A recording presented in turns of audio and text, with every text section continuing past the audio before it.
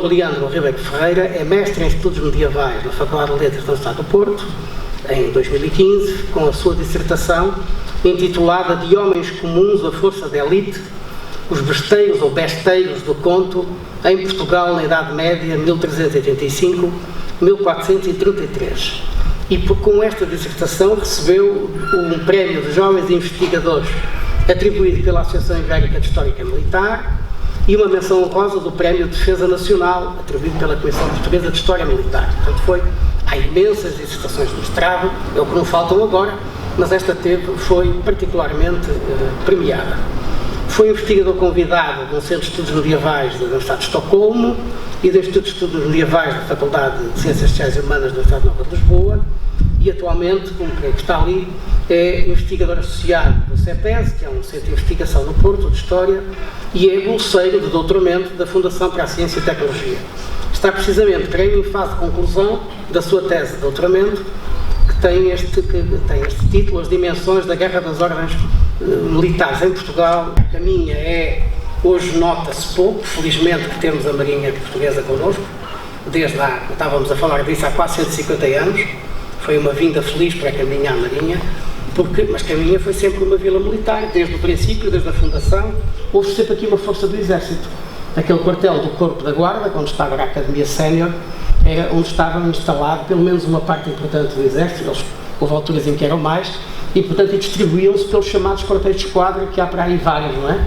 A partir de 1260, por exemplo, o rei D. Afonso III iniciou a edificação das muralhas de Caminha e nas inquirições de 1258 é revelado que existiria aqui anteriormente um castelo, mas que entretanto fora derrubado e não foi reconstruído nesse novo plano de edificação das muralhas de Caminha. Este programa de melhoria das estruturas fortificadas não parece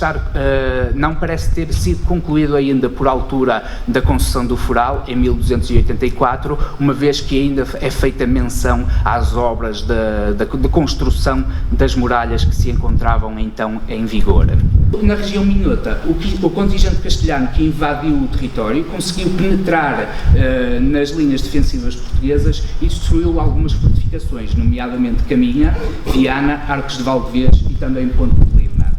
e colocou-se após isso em marcha para o Porto. No entanto, esta primeira faixa de estruturas defensivas fixas, apesar de ter sido devastada, foi responsável por abrandar o ritmo de avanço dos exércitos castelhanos e garantiu tempo suficiente para que o mestre da Ordem de Cristo, em Portugal, o arcebispo de Braga e também o arcebispo do Porto, tenham conseguido mobilizar um exército que fora reunido no Porto e que se pôs em marcha para o norte e conseguiu vencer o exército castelhano, que mobilizou novamente para a Galiza. Os contingentes de mercenários foram utilizados em Portugal com alguma frequência, embora não consigamos perceber a sua dimensão exata de acordo com as fontes documentais. Por outro lado, os coutos diomisiados eram uma estratégia fundamental para que a coroa portuguesa utilizava para a defesa da fronteira terrestre, ou seja, os coutos diomisiados constituíam-se por, imaginemos que um criminoso rouba algo e, em vez de cumprir a sua pena, ele era asilado em algum lugar como forma de cumprir essa pena para proceder à defesa do lugar, ou seja, era uma forma de mobilizar a população para zonas em que a outra população não desejava viver devido ao perigo da guerra e, portanto, os coutos diomisiados foram uma estratégia de utilizar agentes do reino para a defesa do próprio território. Relatos sobre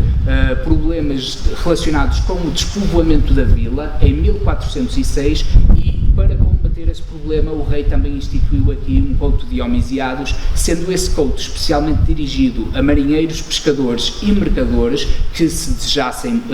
mudar para aqui como forma de cumprir a sua pena, por forma a desenvolver aqui o porto da vila, mas também para garantir a defesa do lugar em caso de guerra. As ordens militares dispunham de um poder chamado mero e misto império, que lhes permitiria comandar, mobilizar e recrutar as milícias urbanas que